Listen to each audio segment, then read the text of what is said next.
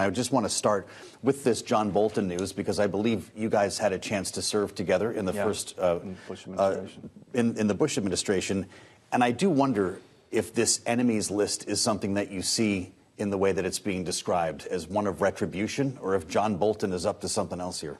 Well, I think we're going to have to see the indictment. I'm sure it's being released as we speak, and really try and make a determination of whether it's flimsy or it's not. At first, it definitely seems part of a vendetta campaign, but there was New York Times reporting maybe a month or so ago that some of this began under the Biden administration, when we were able to intercept classified information from one of our adversaries who had hacked John Bolton's email and had those emails in their possession. And so it arose some career officials' concerns that those emails might have been classified. So I think that's how things got started. If they got started from a place of national security, from civil servants, it might be different than if it originated in the White House. I see. So you know John Bolton. So we saw how President Trump reacted today. I'm curious how you think John Bolton reacted to this. He obviously must have expected it, but how you think he reacted to it. Well, he's a fierce competitor and critic of the president. I think he's probably receiving this defiantly. He's, of course, going to say that it's politically motivated, just like as he would say what else Trump has been doing of late. So I think he's a formidable lawyer in his own right, and he'll have great representation, and I think he's going to fight this ferociously. Let's talk about the meeting, not just the one today, but the one tomorrow. Donald Trump ended up on the phone for 2 hours with Vladimir Putin today. Interesting, and he had suggested he was going to float this idea of tomahawks going to Ukraine if he didn't end the war. I'm not getting a sense from the president's writings that that happened.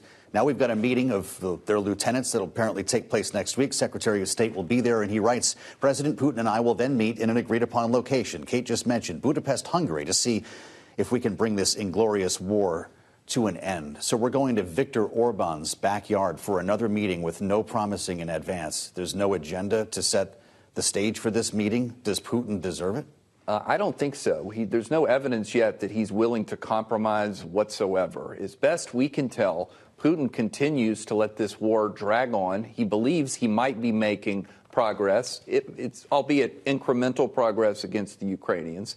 He wants to achieve on the battlefield the complete conversion of four Ukrainian provinces into Russia. If he feels like he can get that at the negotiating table, all the better for him, and that's probably why he wants to engage with Donald Trump. I think Trump is on a journey, if you will. He's trying to think, how, in his own words, do I get Putin not to, quote, tap me along, and how do I get him to be serious about this? I think that's why he did the tariffs on India for oil, and that's why he's flirting with the idea of the Tomahawk missiles.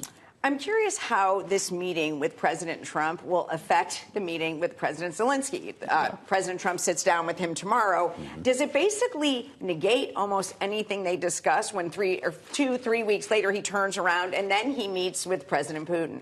It is going to be strange if the president commits absolutely to new weaponry like the Tomahawks and then says, but I'm going to see Putin later, because then you would think that, well, Putin's just going to have that erased somehow in the meeting. So it is a bit curious, the timing of it all and how it's all coming together. I hope the president realizes that the reason he may be getting new attention from Vladimir Putin is that Trump has been using pressure to get Vladimir Putin to the table, not just with sanctions, but, of course, dangling out there the idea of more long-range precision strike. Because if anything's changed of late inside of Russia, it's the targeting of these refineries from afar, and they're 20% off their usual production rate on oil. Interesting. The president today talking about oil, but with regard to India. Let's listen to what he said.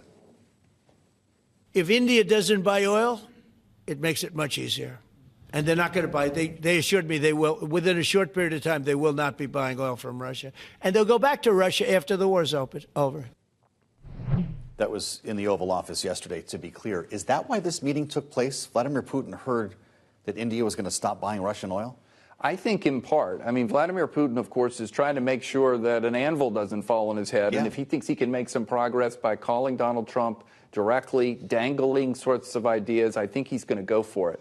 But, yeah, I think the president wants to go for the jugular on oil. That's why he moved out on India with tariffs. He has not gone so far with China. I hope he's interested in doing that in the future. But it's definitely a carrot and stick approach from President Trump. And at times it's hard to totally discern what tactic he's using.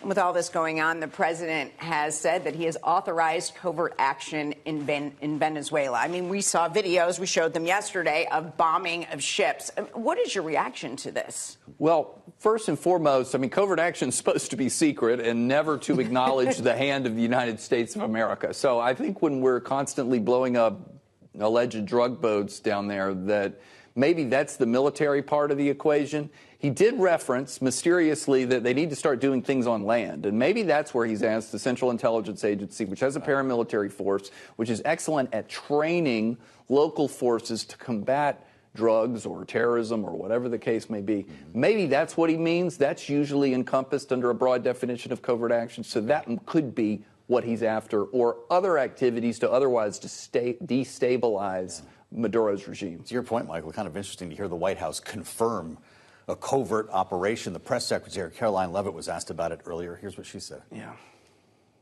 There should be no surprise for this. The president campaigned on using every lever of power to go after the drug cartels who have been trafficking illicit poison into our country for far too long. I think President Trump believes that Nicolas Maduro is an illegitimate president leading an illegitimate regime that has been trafficking drugs to the United States of America for far too long, and we're not going to tolerate it.